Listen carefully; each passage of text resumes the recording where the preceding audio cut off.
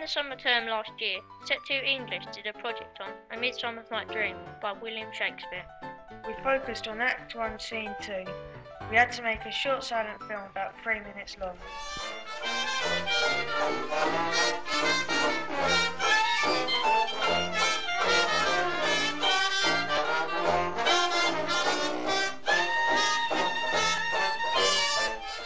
The scene was about ordinary workmen meeting in a forest to rehearse a play for the Duke's wedding day.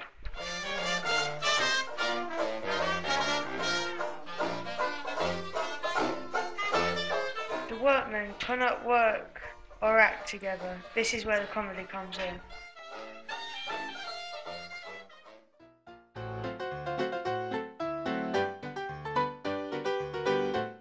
In this stage of the project, we thought we would have to use communication, as in body language, listening and presentation skills. We also thought we would have to use independent learning, as in creativity and self-motivation. We had to agree on tableaus like this one to reflect on body language. In mime and silent films, body language is obviously very important as there are no words. In fact, mime is a language. Last year we did some research on silent film comedy. In the early days of cinema we discovered the music was really important in setting the mood and in guiding the reaction of the audience. In the cinema, as the film flickered on the screen, a pianist would play live music to fit the scene. This was a very skilled job. A favourite style of music was the pop music of its day, a style called ragtime.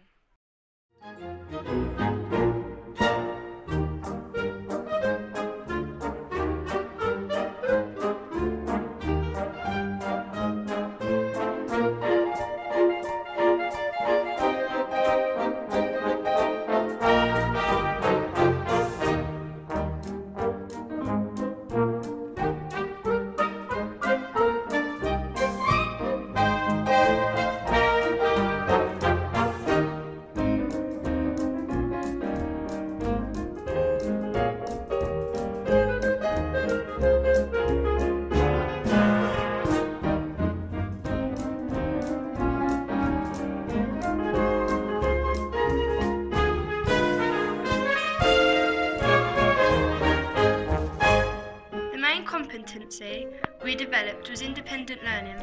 We had to plan our research and show the self-motivation, to listen carefully to a range of different music. Communication was also developed in a small group.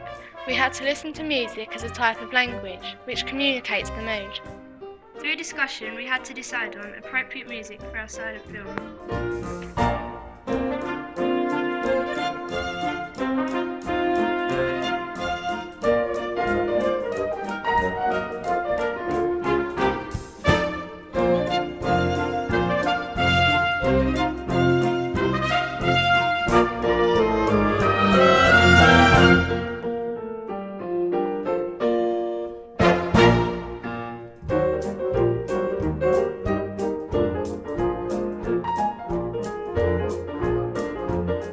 We needed a learning platform to study silent films through the internet and by watching silent films themselves.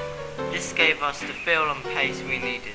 Our presentation needed to be simple, easy and straight to the point. So research skills are needed to effectively present something of this nature.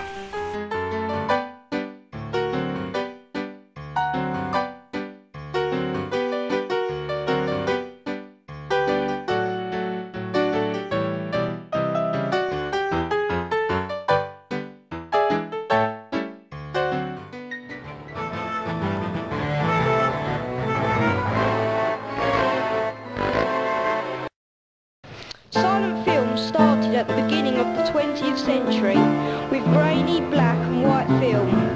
Notable stars of this era include Charlie Chaplin, Laurel Hardy and Buster Keaton. This era, as critics said, was either film with no sound or sound without film. For silent movies require over-the-top Acting to be understood, making comedy best suited. Silent films did not entirely die at the end of the 20s.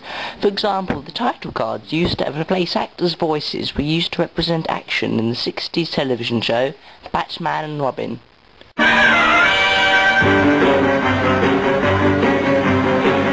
The 70s comedy duo The Two Ronnies made two 45-minute silent movies.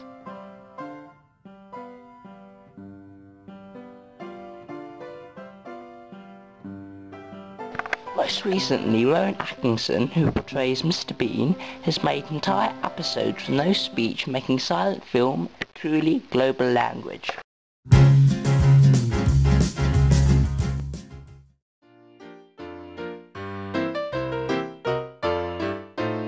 As with any good mime artist, gestures, body language and facial expressions have to be very clear. This relates to our communication skills, for example, body language. Recently we've been looking at the circle competencies, and I really think that communication came into it most, as we were in a group, not just as one, and therefore we had to sort out with who else was getting what, and otherwise it would all just fall apart. In that project we were playing a group of builders that were supposed to put on a play for a wedding, and they really were just completely hopeless at it, falling apart, running around, not knowing at all what they're doing. And the fact that the builders were not communicating or considering each other at all did make it hard to put them together, intervene into it. But we managed to do it, and it turned out really good.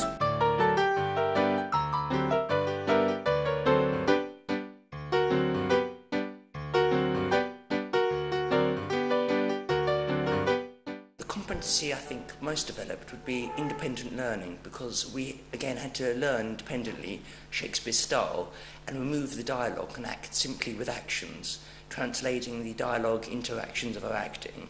And then again, you can't have too many complex slides. You know, you've got to be very creative. You can't sit there and expect it to come along without. You've got to really think. And again, it's all about translating your ideas to the film. You've got to create new ideas and put twists on Shakespeare's original intentions.